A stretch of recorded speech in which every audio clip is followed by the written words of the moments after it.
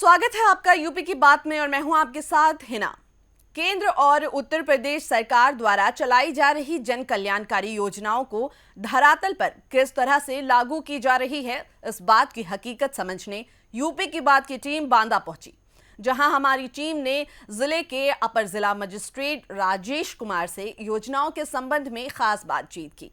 इस दौरान उन्होंने बताया कि उनकी पहली प्राथमिकता है कि सरकार की जन कल्याणकारी योजनाएं समाज के आखिरी पायदान पर खड़े व्यक्ति तक पहुंचे। सरकार की योजनाओं का लाभ राज्य सरकार की विभिन्न योजनाओं का सुचारू ढंग से इंप्लीमेंटेशन भी किया जा रहा है। अपर जिला मजिस्ट्रेट राजेश कुमार ने बताया कि मुख्यमंत्री की महत्वाकांक्षी योजना आयुष्मान भारत पर तेजी से काम चल रहा है। अब तक 7 लाख के लक्ष्य के अपेक्ष 5,50,000 आयुष्मान कार्ड बन चुके हैं, जबकि बाकी आयुष्मान कार्ड बनने का काम युद्ध स्तर पर जारी है। राजेश कुमार ने बताया कि ग्रामीण क्षेत्र में जरूरतमंद लोगों को प्रधानमंत्री आवास योजना के तहत घर दिए जा रहे हैं और शहरी क्षेत्र में डूडा मतलब डिस्ट्रिक्ट अर्बन डेवलपमेंट एजेंसी के तहत आवास दिए जा रहे हैं। इसके अलावा एडीएम बांदा राजेश कुमार ने और क्या कुछ कहा, देखिए इस रिपोर्ट में।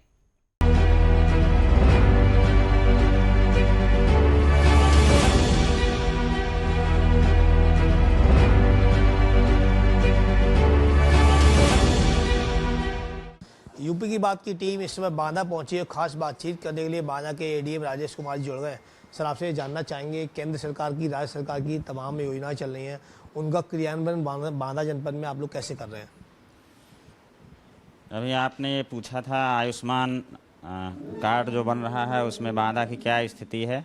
तो बांदा में लगभग 7 लाख लोगों को आयुष्मान कार्ड बनाने का लक्ष्य दिया गया था, जिसमें से 5.5 लोगों का आयुष्मान कार्ड बन गया है और उनका उसके माध्यम से इलाज हो रहा है।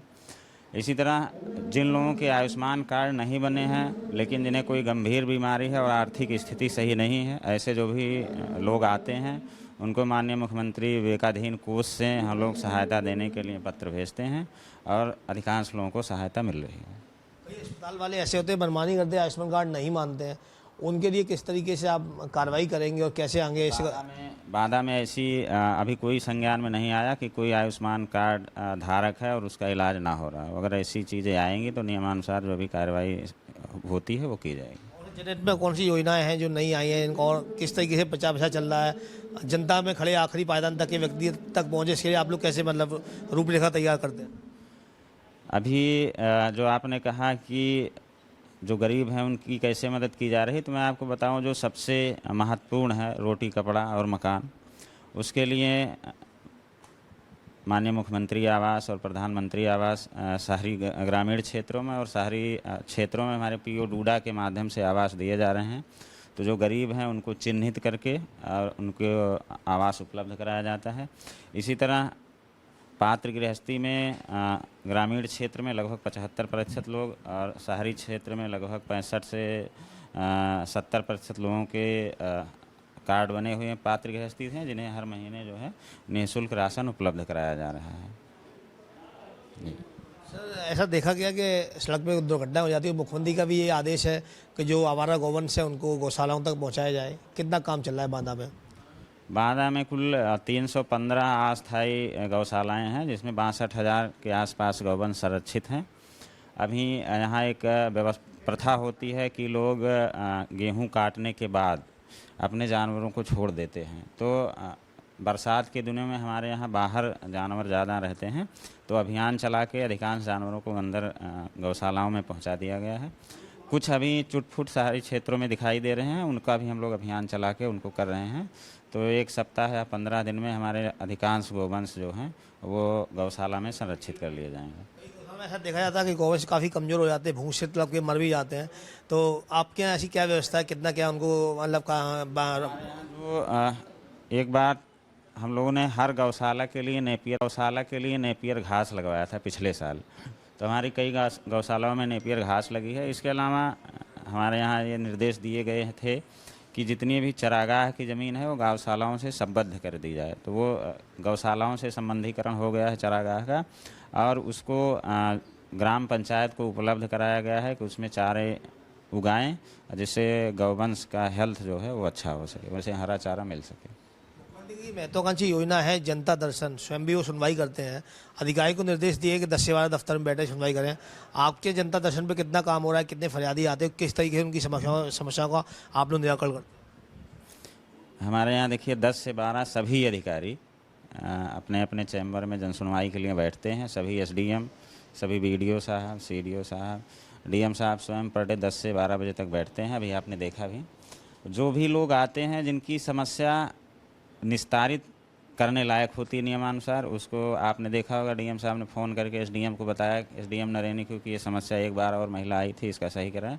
तो इस तरह जिनकी समस्याएं जैसी रहती हैं उसके अनुसार अगर ज़्यादा गंभीर हैं तो हम लोग एसडीएम से बात करते हैं, बीडीओ से बात करते हैं, जिस संबंधित अधिकारी से रहती है उनसे बात किया जाता है और समस्या का समाधान कराने का प्रयास किया जाता है। कुछ शिकायतें कुछ ऐसी भी हैं 1% आधे % जो समाधान होने लायक नहीं होता, तो वो हम लोग नहीं कर पाते हैं जी। हमीरपुर महोबा बांधा खनन का बड़ा क्षेत्र है, अक्टूबर आगे घाट सारे खुलेंगे। किस तरीके से आपने उन्होंने रूपरेखा तैयार की है, कैसे पट्टेधारकों से बातचीत की है, मीटिंग की है, कितने यहाँ पर घाट है, कितनी खदान है? देखिए हमारे यहाँ इस समय केवल 7 जो हमारे पट्टे चल रहे हैं। हमारा डीएसआर अपडेट नहीं हुआ था, उसके लिए अभी बैठक हुई शासन में, हमारा डीएसआर अपडेट हो गया है। एनजीटी माननीय हरित न्यायाधिकरण का ये आदेश था कि जब तक डीएसआर अपडेट ना किया जाए तब तक कोई हम लोग आवंटन ना करें, कोई पट्टा ना करें। तो इसके कारण पिछले 2-3 महीने हमारे यहाँ पट्टे की कार्रवाई नहीं हो पाई थी।